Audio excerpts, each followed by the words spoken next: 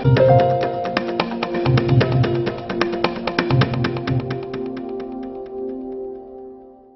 Julie, nice to meet you. If you could please introduce yourself and tell me what's your role at ML6.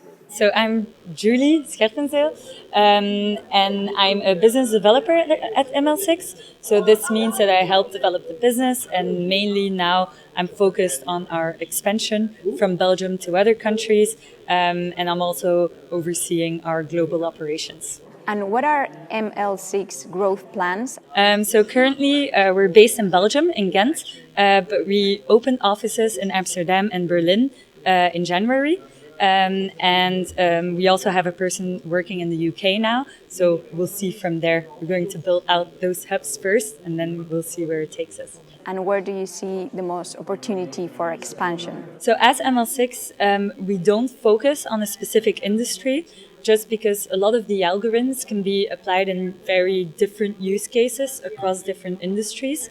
Now, if we really talk about applications and the different industries, I think there's a couple of industries that are just more ready already to do machine learning, and that's also related to the state of their systems and what format their data is in, and just the mindset that they have internally.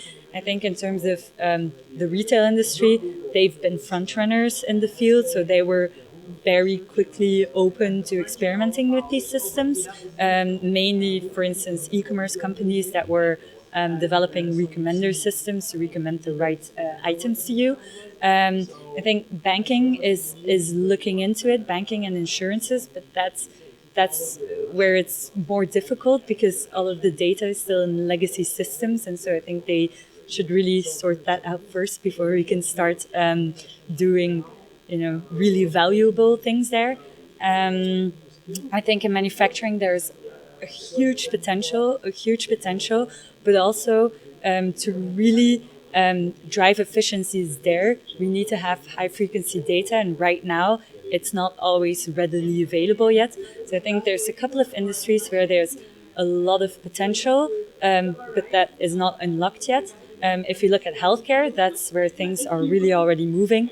There's a lot of radiology pictures and things like that we can work with, and where we can really already produce applications that add value for everyone. Where do we see the biggest impact of machine learning and artificial intelligence in the TMT sector? So the applications that I've run into already in my experience at ML6 is personalized content. So making sure that on the websites they can actually surface the content that a reader likes to read, also based on when you're reading it. So for instance, in the morning you might want to read just short stories to be up to date with what has happened, while in the evening you might have the time to read some longer articles and really dig into certain topics that are of interest to you. So really trying to make that content as personalized as possible.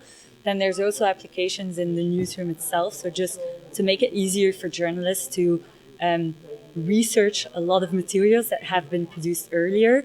So what I see is that there's lots of articles, reports, movies, things like that are in the systems, but it's very hard to find them. So what you can do is basically also tag all of these videos automatically, tag all of these reports, so that when someone's writing an article, they can actually really quickly find relevant content that they can use as sources, and that would make the process of creating new content just more efficient and easier. How do you see the implementation of artificial intelligence and machine learning in companies that have this legacy of IT? Typically what we do is we start with a very small piece of the data and a very, very narrow specific application, just because if it's about a small piece of the data, you can take it out easily, just put it somewhere else where it's easy to work with, and then prove the value of machine learning. And then once you can really show how it works and what the value is, then they start thinking about, okay, maybe we should see this bigger, and maybe it is worth really thinking about how we set up our infrastructure, how we organize our data so that we can really allow for bigger applications. And then there's big migration projects and a lot of other projects that technology companies do and that we don't do, that are associated with that, but that takes a lot of time.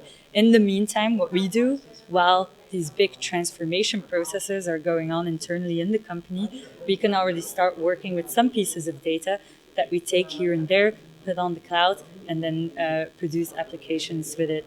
But I think it will grow, like as these companies move from their legacy systems to new, flexible, easily maintainable systems. As they make that move, it will unlock new possibilities. It will unlock new, application potential.